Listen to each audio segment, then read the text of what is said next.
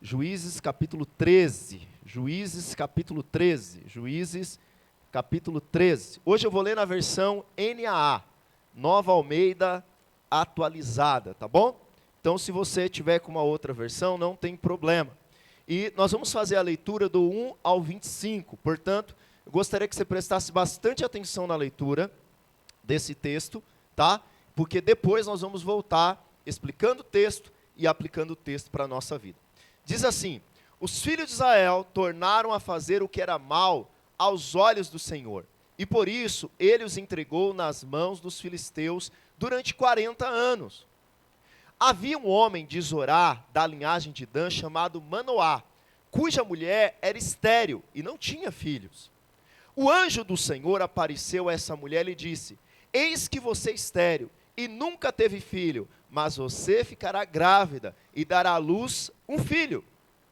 Por isso, tenha cuidado e não beba vinho, nem bebida forte, e não coma nenhuma comida impura. Porque eis que você ficará grávida e dará à luz um filho sobre cuja cabeça não passará navalha. O menino será nazireu, consagrado a Deus desde o ventre da sua mãe, e ele começará a livrar Israel do poder dos filisteus. Então a mulher foi ao seu marido e lhe disse: um homem de Deus veio falar comigo. A sua aparência era semelhante a de um anjo de Deus, tremenda. Não perguntei de onde ele vinha, e ele não me disse como se chamava. Porém ele me disse: eis que você ficará grávida e dará à luz um filho. Por isso não beba vinho, nem bebida forte, nem coma coisa impura, porque o menino será nazireu, consagrado a Deus, desde o ventre materno até o dia da sua morte. Então Manoá orou ao Senhor dizendo: ah, meu Senhor, peço que o homem de Deus que enviaste venha outra vez e nos ensine o que devemos fazer com o menino que há de nascer. Deus ouviu a voz de Manoá, e o anjo de Deus veio outra vez à mulher, quando ela estava sentada no campo. Porém Manoá, o marido, não estava com ela. Versículo 10. A mulher se apressou, correu e deu a notícia a seu marido. Ela lhe disse: eis que me apareceu aquele homem que falou comigo no outro dia. Então Manoá se levantou e seguiu sua mulher. Quando encontrou o homem, perguntou: você é o homem que falou com essa mulher? Ele respondeu: sim, sou eu. Então Manoá disse: quando se cumprirem as palavras que você falou, qual será o modo de viver do menino? Qual será o seu serviço? O anjo do Senhor disse a Manoá: a sua mulher deve se guardar de tudo que eu disse a ela. 14. Não deve comer nada que proceda da videira, não deve beber vinho nem bebida forte, nem comer nada que seja impuro. Ela deve observar tudo o que lhe ordenei. Então Manoá disse ao anjo do Senhor: permita-nos convidá-lo a ficar conosco, queremos preparar um cabrito para você. Porém o anjo do Senhor disse a Manoá: ainda que você me convide, não comerei sua comida, mas se você preparar um holocausto, ofereço-o ao Senhor. Acontece que Manoá não sabia que aquele era o anjo do Senhor. Versículo 17. Então Manoá perguntou ao anjo do Senhor: qual é seu nome, para que possamos honrar você, quando se cumprir aquilo que nos falou? O anjo do Senhor respondeu: por que você me pergunta pelo meu nome, que é maravilhoso? 19.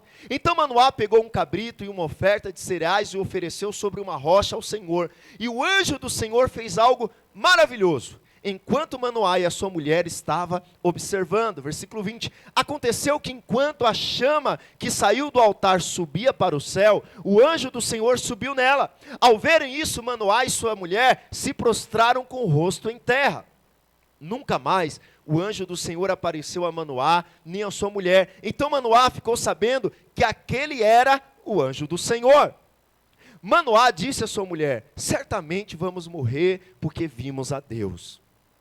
Mas a mulher respondeu: se o Senhor Deus quisesse nos matar, não teria aceito de nossas mãos o holocausto e as ofertas de cereais, nem nos teria mostrado tudo isso, nem nos teria revelado essas coisas. Depois a mulher deu à luz, um filho lhe deu o nome de Sansão. O menino cresceu e o Senhor o abençoou. E o Espírito do Senhor começou a agir em Sansão, em Maenedã, entre Zora e Estaol. Vamos orar ao Senhor? Espírito Santo, nós pedimos pela Tua palavra. Nós oramos que não haja distração entre nós.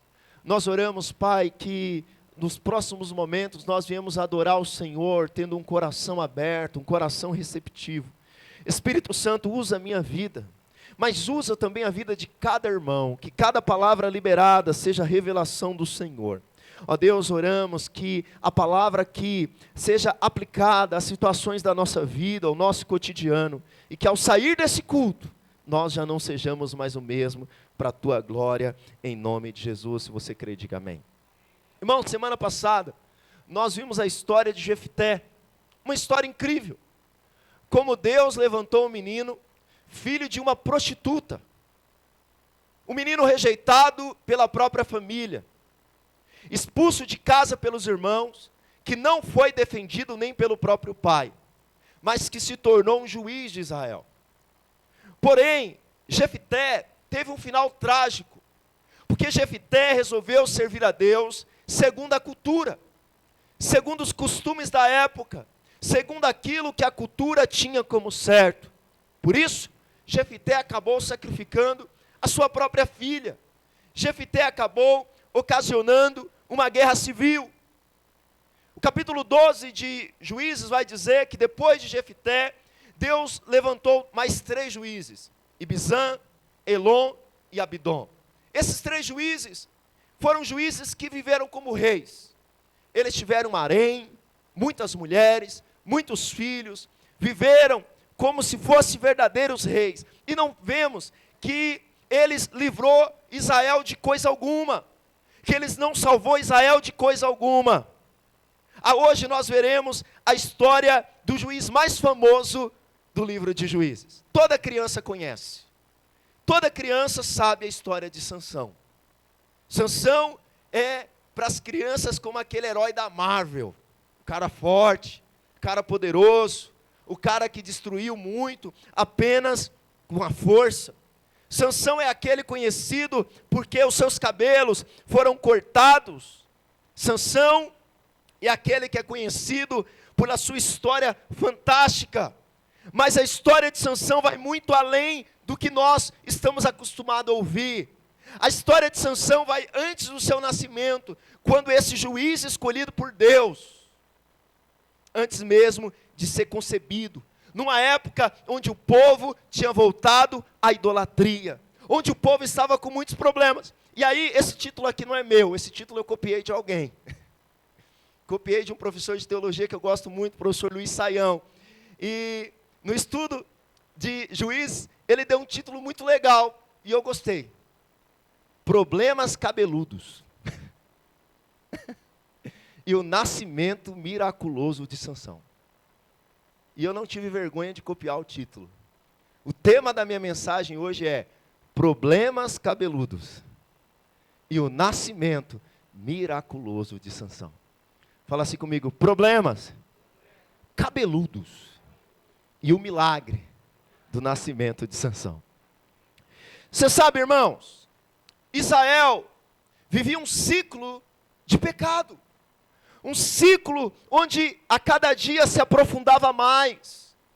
Onde Deus levantava juízes, os libertava, mas eles voltavam à idolatria. E não é diferente na época de Sansão.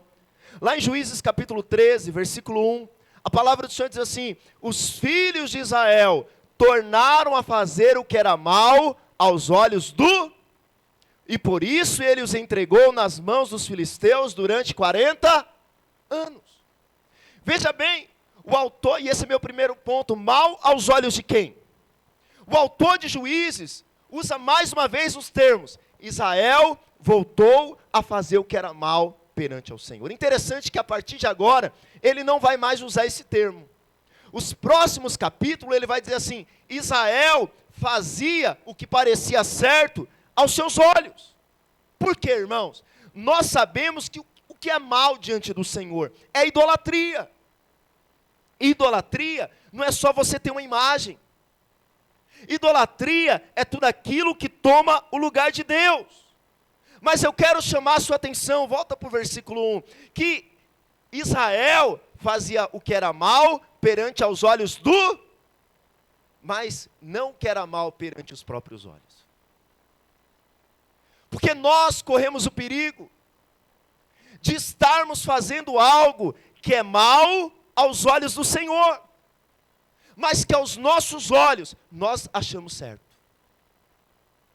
Na cultura da época de Sansão, era normal a adoração a outros deuses. Não era socialmente errado ter outros deuses. A sociedade aceitava que você adorasse um Deus e depois adorasse o outro.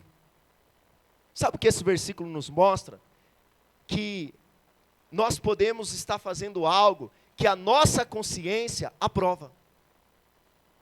Você pode estar fazendo algo na sua vida que a sua consciência diz está certo, que nós achamos certo aos nossos olhos, mas que está errado aos olhos do Senhor. Porque quem define o que é mal?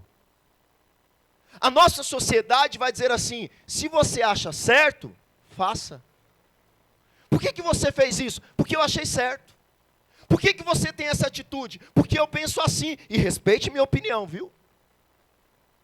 Eu penso desse jeito.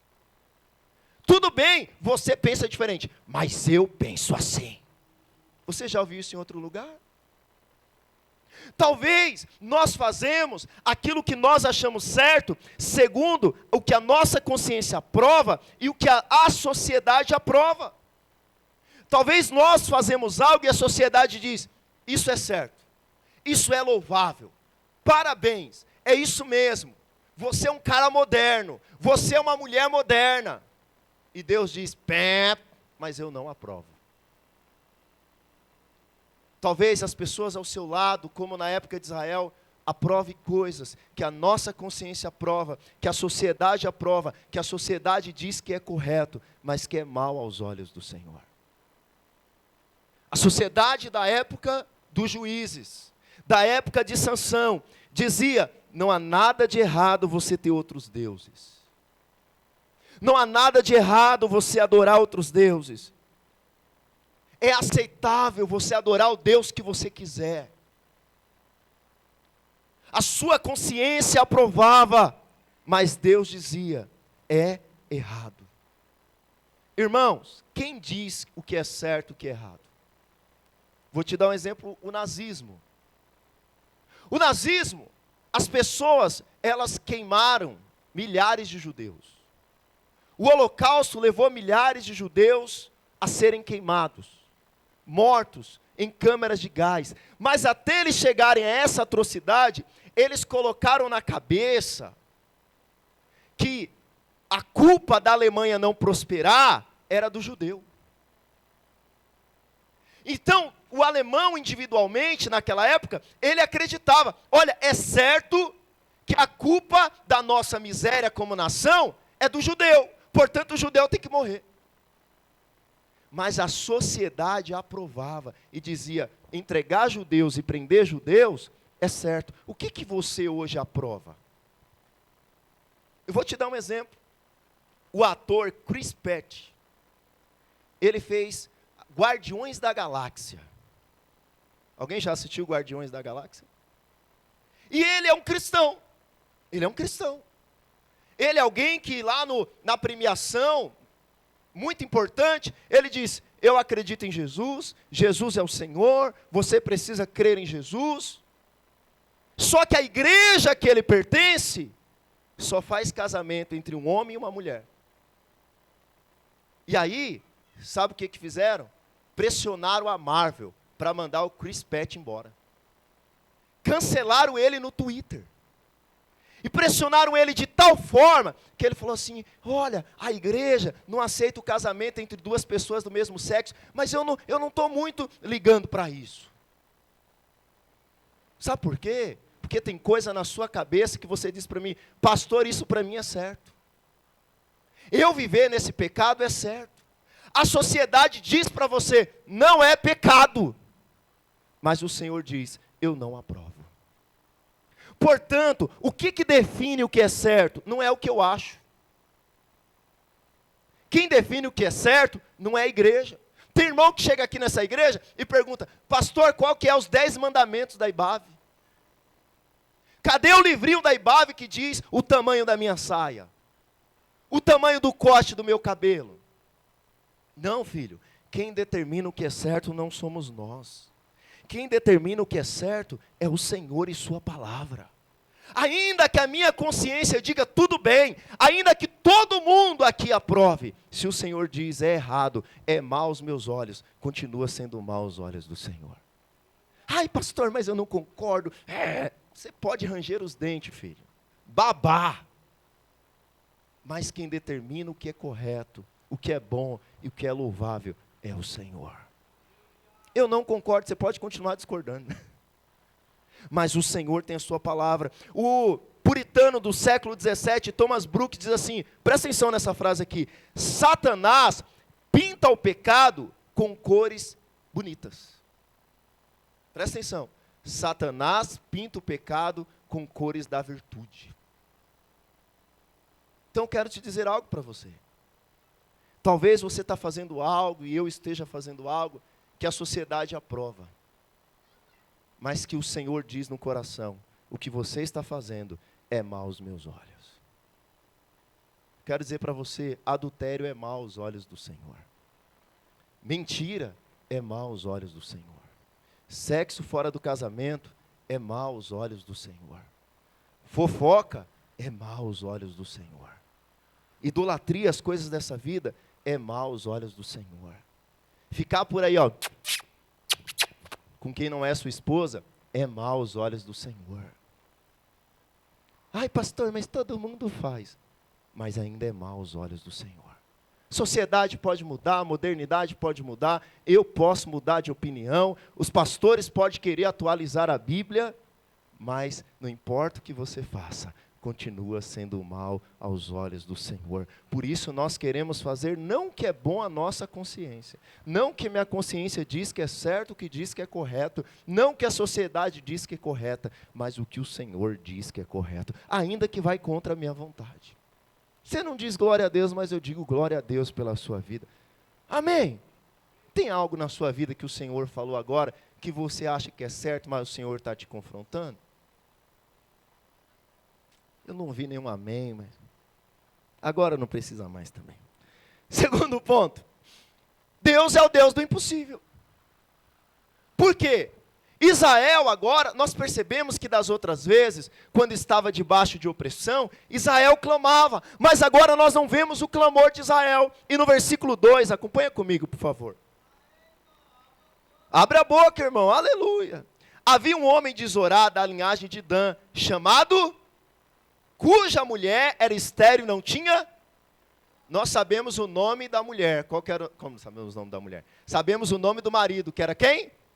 Nós não sabemos o nome da mulher, mas ela é a heroína dessa história. Ela é o destaque dessa história. Interessante que a Bíblia diz que essa mulher está nessa época onde as pessoas estavam fazendo o que era mal aos olhos do Senhor e que ela era estéril. Talvez para você, mulher, hoje, isso não faz muita diferença. Por quê? Se você não tem filho hoje, tudo bem, sociedade aceita. Hoje, se você quer ter um filho, tem vários métodos científicos aí, que é quase 100% de chance que você vai engravidar. Não era assim naquela época. Naquela época, a gravidez era o sinal da bênção. E por que era o sinal da bênção? Porque Deus disse lá em Gênesis 3,15, projeta para mim Gênesis 3,15, por favor. Olha, mas o descendente da mulher, porém inimizade entre você e a mulher, falando para a serpente, entre a sua descendência e o descendente dela. Então, cada criança que nascia de uma mulher, podia ser quem? O descendente. Podia ser o Messias. Este lhe ferirá a cabeça e você lhe ferirá o... Portanto, cada mulher que engravidava era sinal da bênção de Deus, de que um dia o Messias viria e pisaria a cabeça da serpente. Mas uma mulher que não ficava grávida, na antiga aliança, era sinal de que algo estava errado. O anjo do Senhor então, agora volta lá no versículo 13:3, quero que vocês, irmãos, acompanhem comigo. Juízes 13:3, o anjo do Senhor apareceu a essa mulher e lhe disse, eis que você é estéril e nunca teve filho, mas você ficará grávida e dará à luz um filho. Interessante que o anjo do Senhor aqui, a maioria dos comentaristas acredita que é o quê? Uma teofania. uma manifestação da segunda pessoa da Trindade no Antigo Testamento. A palavra anjo aqui significa mensageiro do Senhor. E no versículo 4, a palavra do Senhor diz: por isso, tenha cuidado e não beba vinho, nem bebida forte, não coma nenhuma comida impura. Por que isso? Versículo 5. Porque eis que você ficará grávida e dará um filho sobre cuja cabeça não passará navalha. O menino será nazireu, consagrado a Deus desde o ventre da sua mãe, e ele começará a livrar Israel do poder dos filisteus. Então, irmãos, o que era esse voto do nazireado? Está lá em número 6, depois você confere na sua Bíblia. O nazireado era: olha, eu vou separar um período da minha vida, voluntariamente, eu não vou cortar o cabelo, não vou comer uva, não vou beber vinho, porque esse período que eu estou separando na minha vida é para buscar a Deus. É separado para buscar a Deus. Só que era um período, tipo, há 1 ano de nazireado, 2 meses de nazireado. Mas no caso de Sansão não foi assim. Sansão deveria ser consagrado e separado a Deus antes mesmo do nascimento. É tanto que nem a sua mãe podia beber vinho. Nem a sua mãe poderia comer do fruto da videira. No caso de Sansão, então, ele era alguém consagrado a Deus desde o ventre. Algumas coisas que nos chamam a atenção: Deus usa de graça, escolhendo o juiz para salvar o seu povo, antes do seu povo clamar. Antes do nascimento, Deus escolhe uma criança. Segunda coisa, Deus ama. Deus é especialista em usar crianças que nascem de forma milagrosa. Por quê? Deus usou a estéril Sara para dar luz a Isaac. Deus usou Ana para dar luz a Samuel. Deus usou Isabel para dar luz a João Batista. E Deus usou a esposa de Manoá para dar luz a Sansão. Gravidez onde não havia possibilidade alguma. E por que Deus fez isso, irmãos? Sabe por quê? Porque Deus estava apontando para o nascimento mais milagroso de todos os tempos. Séculos depois, uma mulher que aos olhos humanos era impossível ficar grávida, não porque ela era estéril, mas porque ela era virgem e não tinha relação com homem algum. O nome dessa mulher era Maria. Deus estava preparando o caminho por meio desses milagres sobrenaturais, para dizer: um dia haverá o maior milagre sobrenatural. Uma mulher que não teve relação com homem alguma, que não podia ter filhos, mas porque ainda não tinha se relacionado com ninguém, mas de forma sobrenatural, ela ouviu o anjo. No caso de Sansão, o versículo 5 diz: olha, ele vai livrar o povo de Israel do poder dos filisteus. Israel estava debaixo da opressão. Sansão era uma prefiguração de Davi, que também livrou Israel parcialmente das mãos dos filisteus. Mas Jesus disse para Maria, foi boa. O anjo disse para Maria: aquele que vem por meio de você não vai salvar de forma militar, não vai salvar parcialmente, mas salvará o povo completamente do pecado deles. Deus fez um milagre sobrenatural para mostrar que lá na frente uma criança nasceria que salvaria o seu povo completamente do seu pecado. Deus é o Deus do impossível. Deus é um Deus de milagres. Deus é um Deus que faz sobrenatural. Deus é um Deus que age nas formas que nós jamais imaginamos. Deus chama aquele que não pode, Deus faz por meio daquele que acha que não pode fazer. Deus, no meio do pecado do povo, Deus levanta um libertador. Sansão trouxe uma salvação de forma militar e parcial. Jesus trouxe salvação completa sobre o pecado do seu povo. Ele é o nosso verdadeiro libertador. Aleluia, glória a Deus. Aleluia, aplauda ao Senhor, amém. Aleluia. Terceira coisa que nós vemos nesse texto é que fé anda junto com obediência. Lá no versículo 6, então a mulher foi ao seu marido e lhe disse, um homem de Deus veio falar comigo, a sua aparência era semelhante a de um anjo de Deus, tremendo. Como diz o Mauro, eita Deus, que tremendo, é isso? Aleluia. Não perguntei de onde ele vinha, e ele não me disse como se chamava. Versículo 7. Porém ele me disse, eis que você ficará grávida e dará à luz um filho. Por isso não beba vinho, nem bebida forte, nem coma coisa impura, porque o menino será nazireu, consagrado a Deus, desde o ventre materno até o dia da sua morte. No versículo 8. Então Manoá orou ao Senhor. Você sabe, irmãos, quando Deus dá a notícia para Sara que Sara ficaria grávida, Sara riu de incredulidade. Sara falou, como que pode? Isso é impossível. Quando o anjo apareceu a Zacarias, pai de João Batista, Zacarias duvidou, por isso ele ficou mudo até o nascimento da criança. Mas a mulher de Manoá não. A mulher de Manoá, ela creu. Ela não questionou, ela disse, como isso vai acontecer? Ela não disse, isso é impossível, eu sou estéril, você mesmo disse. Ela simplesmente partiu e disse ao seu marido, alguém disse que o impossível vai acontecer. Você sabe por quê? Porque quanto mais a nossa fé é fortalecida na graça de Deus, mais a nossa obediência aumenta. Mais a nossa obediência no Senhor aumenta. Sabe, assim também foi com Maria.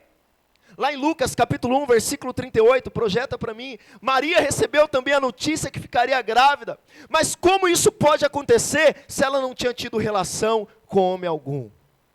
Mas ela diz, então Maria disse, aqui está a serva do Senhor. Pessoas que estão amadurecendo na sua fé, são pessoas que dizem, Senhor, eu não sei como isso vai acontecer.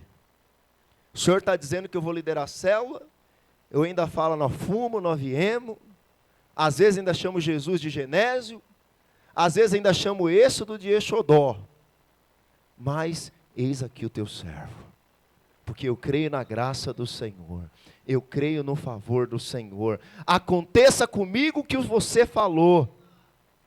Sabe, irmãos, na áreas da nossa vida, quando nós cremos no Senhor, quando nós olhamos o impossível diante de nós, nós falamos, eu não sei como vai acontecer, mas eu me coloco nas mãos de Deus para a sua glória.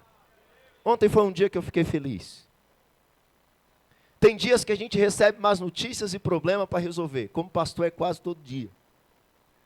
Mas ontem alguém me ligou e falou assim, eu quero abrir uma célula aqui, diz, como que eu faço?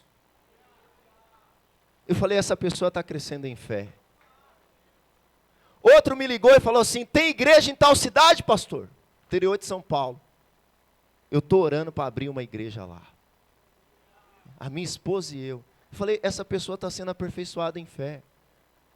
Porque, irmãos, quando nós estamos crescendo em maturidade com o Senhor, nós dizemos para o Senhor, eis aqui o teu servo. Faça conforme a tua vontade. Tem um povo de Deus aqui que pode dizer, levantar as suas mãos e dizer, eis aqui o teu servo, Senhor. Aconteça comigo como o Senhor falou. Aconteça comigo como o Senhor falou. Os anjos do Senhor podem estar tirando fotos aqui agora. E essa semana o Senhor te chamar para propósitos sobrenaturais. Porque Deus é o Deus do impossível, irmãos. Essa semana alguém compartilhou comigo que a esposa precisava fazer um exame. E o exame custava R$9.000. Então, eles não contaram para ninguém, mas eles oraram e creram no Senhor. E alguém de uma outra cidade ligou para ele e perguntou, qual a tua chave Pix? E ele não tinha falado para ninguém, Igor. E ele falou a chave Pix. Ele não perguntou quanto que era a oferta. Mas depois ele abriu a conta, a pessoa tinha ofertado R$5.000 na vida dele.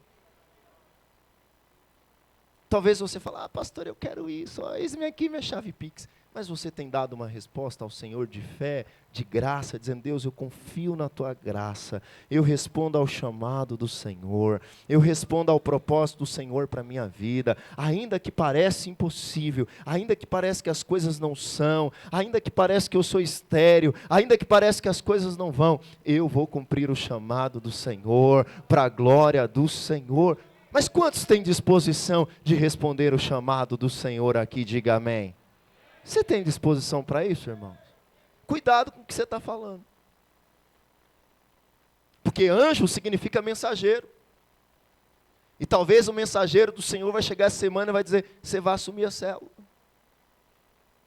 Eu não ouvi nenhum amém. Não ouvi nenhum glória a Deus. Talvez alguém vai dizer para você: essa semana você virou o próximo anfitrião. Chegou o tempo de você se batizar. Chegou o tempo de arrumar esse relacionamento bagunçado. Chegou o tempo de você liderar. Chegou o tempo de você avançar. Chega desse mimimi. É hora de você tomar posição. Talvez o anjo do Senhor está falando aqui agora com você. Quantos estão aqui para dizer: eis-me aqui, Senhor? Pastor, como isso vai acontecer? Eu não sei, irmãos. Mas eu sei que nós servimos o Deus do impossível. E a fé não é separada de obediência. A fé anda junto. A fé anda junto. Quarta coisa, nós queremos regras. Nós amamos regras.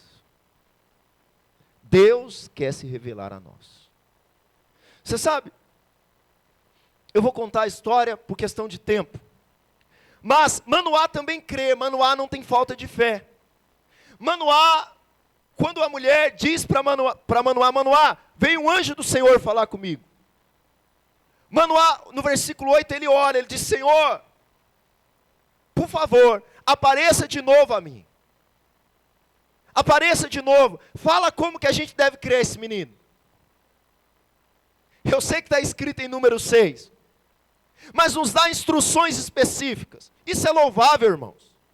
Porque Manoá, ele está querendo saber de Deus como criar o filho. Quantos de nós perguntamos, né? Como criar o nosso filho? E muitas vezes nós estamos atrás de regras. Nós estamos atrás de 10 passos para a prosperidade. Eu preciso de 10 passos para o meu casamento dar certo. 10 passos para eu arrumar um trabalho. 10 passos para eu casar. 10 passos para isso, para aquilo. E Deus não está atrás de regras. Deus deseja se revelar a nós. Sabe, a Bíblia vai dizer então que o Senhor, Ele começa a se revelar a Manoá. Ele começa a se revelar. Manoá diz no 12: quando as tuas palavras se cumprirem, como que eu devo criar o menino? Aí no versículo 13, sabe o que o anjo fala? O anjo diz: faz o que eu disse para sua mulher. Espera aí, no versículo 8, Manoá diz: Senhor, apareça a mim, para me ensinar como criar o menino. Aí Deus aparece, e Deus dá algo novo? Ele só fala assim: faz o que eu mandei sua mulher fazer. Ué, por que o senhor apareceu então? Se o senhor não me ia dar uma regra nova, eu estava atrás do 11º mandamento, até o 10º eu já sei. Mas no versículo 14, algo acontece. Ele fala as regras que ele já tinha dito para a mulher. No versículo 15, Manoá então, ele não tem noção, que é o anjo do Senhor. Ele então diz: permita-nos convidá-lo para ficar conosco. Porque fazia parte do bom costume chamar alguém ali, um visitante, para comer na casa. Versículo 16, ele diz: olha, eu não vou comer com vocês, mas faz o seguinte, ofereça um sacrifício, ofereça um holocausto, uma oferta queimada. Então, no verso 18, Manoá perguntou ao anjo do Senhor: qual é seu nome? Verso 17, perdão. Qual é seu nome? Para que nós queremos honrar você. Versículo 18, ele fala assim: por que você está perguntando meu nome? Meu nome é maravilhoso.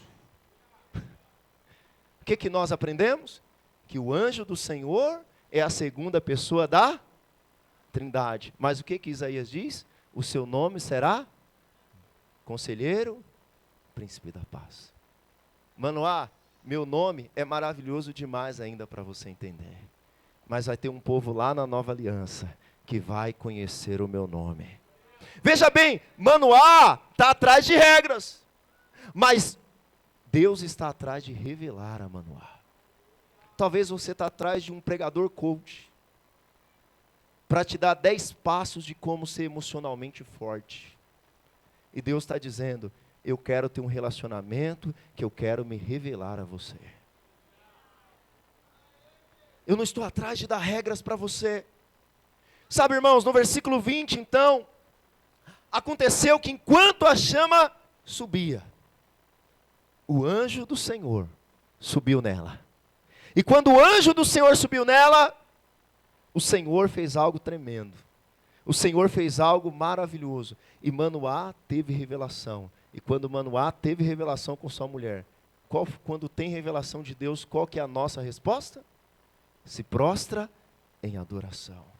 Adoração é uma resposta daqueles que conheceu e teve revelação de Deus. Nunca mais o anjo apareceu. Então Manoá ficou sabendo que aquele era o anjo do Senhor. Sabe, irmãos, você está atrás de 10 passos para o casamento feliz? Você está atrás de 10 passos para a criação de filhos? Os 10 passos para a prosperidade financeira? Porém, o Evangelho é muito mais do que regras. O Evangelho é sobre conhecer a Deus. Quando nós somos criança, o que nós falamos para a criança? 10 mandamentos da cozinha, não pegue na faca. Os mandamentos da casa, não enfie o dedo na tomada.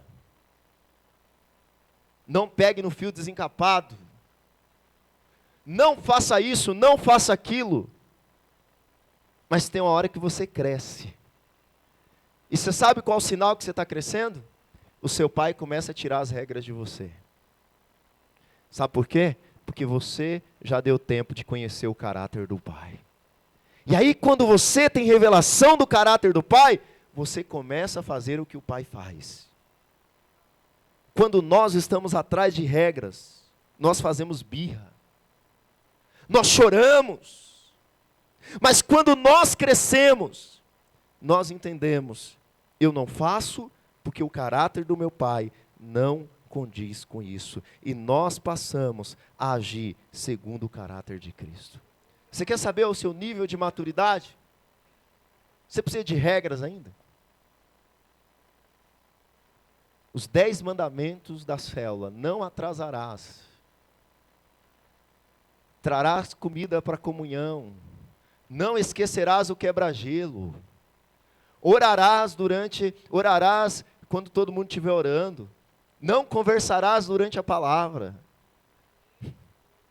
não farás fofoca do seu irmão, não brigarás. Filho, isso é para gente imatura, para quem é criança ainda. Você já passou dessa fase, você conheceu quem é Jesus, você teve revelação de quem é Jesus, você teve revelação do caráter de Deus. Se eu tenho que todo domingo aqui te dizer o que você tem que fazer, você não cresceu ainda. Me desculpe eu te falar. Mas quando você entendeu a graça de Deus, o caráter do seu pai, você diz, eu não vou chegar atrasado porque eu não vejo a hora de reunir com meus irmãos. Eu vou chegar, vou fazer o que Deus me chamou para fazer na célula, porque eu gosto de fazer e eu sei que isso está agradando ao meu pai. Eu não vou fofocar do meu irmão, porque eu sei que ele é a imagem de Deus e eu estaria desonrando a Deus. Irmão, você amadurece. Eu não preciso fazer para você os 10 mandamentos da IBAV. Quinto, o cumprimento da promessa. No versículo 24, depois a mulher deu à luz um filho e lhe deu o nome de Sansão. Deus cumpre a promessa.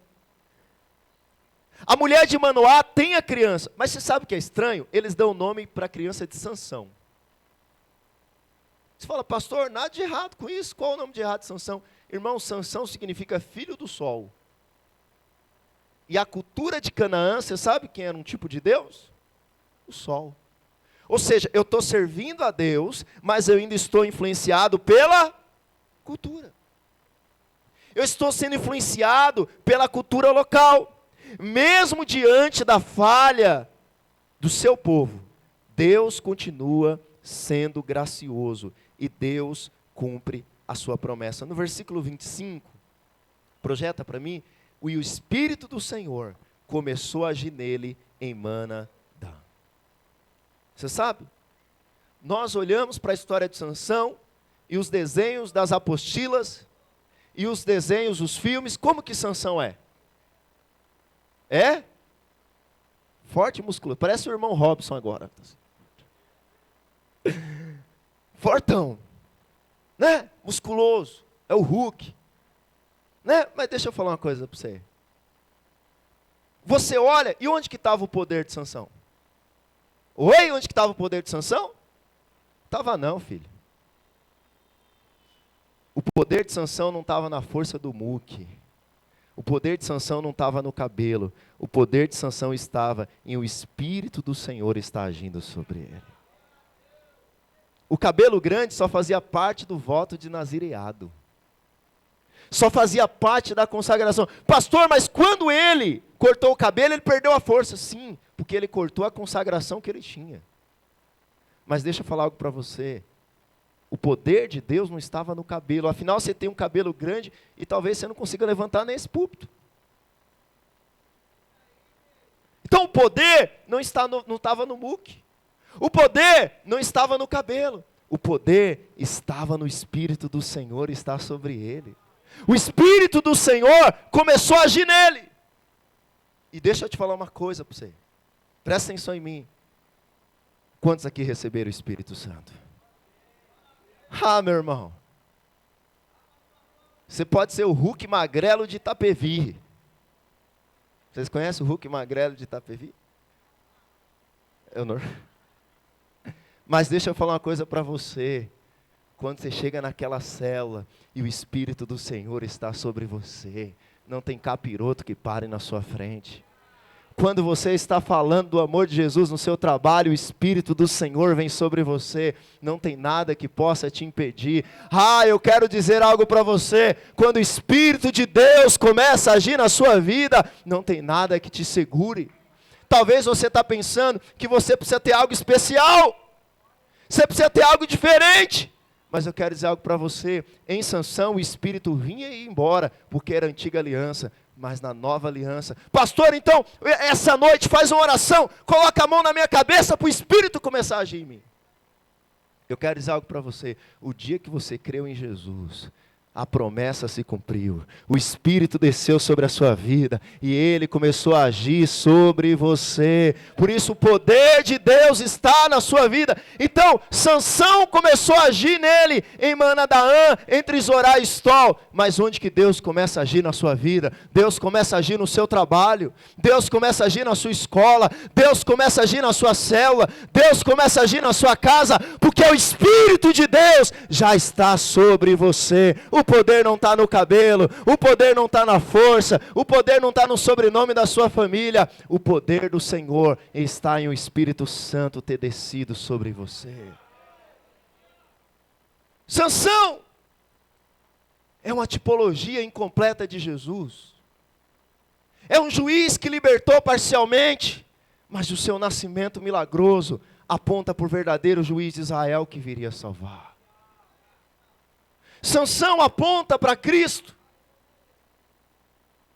porque Jesus, sendo Deus, teve um dia que enquanto ele era batizado, eis que o Espírito desceu sobre ele, e a partir dali, meu irmão, ele começou a agir.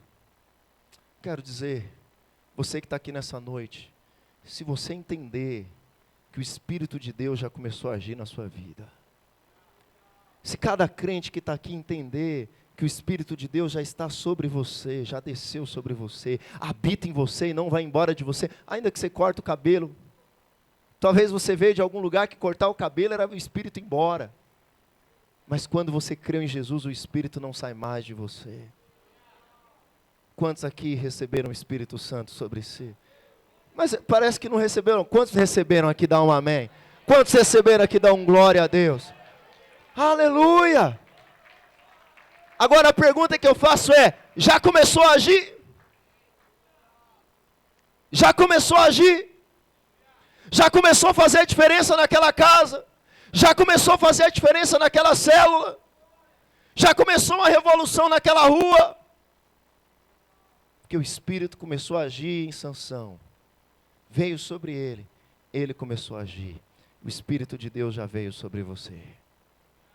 Por isso fique de pé no seu lugar. Glória a Deus, irmãos. Esse é o cumprimento da promessa do Senhor. O Espírito do Senhor veio sobre nós. O Deus do impossível liberou sobre nós o seu Espírito. Sansão foi um juiz incompleto, mas nós conhecemos o maravilhoso conselheiro, que é o juiz completo, aquele que nos libertou e nos salvou dos nossos pecados. Assim como o Senhor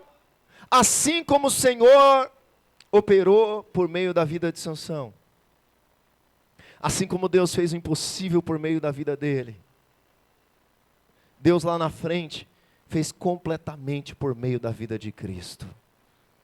Sabe, irmãos, mas eu quero dizer algo para você. O que vai fazer a diferença na nossa geração é uma geração de cristãos que entenderam: eu sou a habitação do Espírito Santo. O Espírito do Senhor habita em mim, e quando eu abro a minha boca, quando eu prego, quando eu evangelizo, quando eu dou o bom testemunho, irmãos, é o Senhor agindo por meio da minha vida. Ainda existem áreas da sua vida, meu irmão, que você faz o que é certo aos seus olhos, mas o que o Senhor diz: olha, você precisa mudar nisso, você precisa ser transformado nisso. Faça o que é certo aos olhos do Senhor, e não aos seus olhos. Deus é o Deus do impossível. Deus é o Deus do impossível, irmão. Eu não sei o que é impossível para você. Para mim muitas coisas eram impossíveis. Estar pregando para você aqui agora é uma delas. Estar diante de você aqui agora era uma delas. Mas eis que o Deus do impossível, Ele executa e Ele faz. Mas quando nós cremos, a nossa fé é acompanhada de obediência. Nós queremos regras, Deus quer se revelar seu nome a nós. Deus quer revelar a sua face a nós. E Deus quer cumprir a sua promessa na nossa vida. Você pode falar ao Senhor nessa hora. Se essa palavra falou ao seu coração, dê uma resposta ao Senhor. Se essa palavra falou ao seu coração nessa noite, dê uma resposta ao Senhor. Se existem áreas da sua vida que você estava fazendo o que era certo aos seus olhos, e Deus te disse: volte a fazer certo o que é meus olhos. Se existem áreas da sua vida, do seu ministério, que parecem impossível, eu quero te apresentar o Deus do impossível, mas que a sua fé acompanhe a sua obediência. Você está atrás de regras, Deus quer se revelar a você. E o sinal que você recebeu o Espírito de Deus é o sinal do selo da promessa de Deus. O Espírito é o selo, a marca de que você pertence a Ele. Comece a agir. Comece a agir, porque o Espírito de Deus está sobre você. O Espírito do Senhor está sobre ti.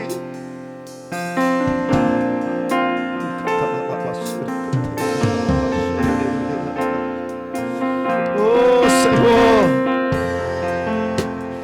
o Senhor está nesse lugar, meu irmão.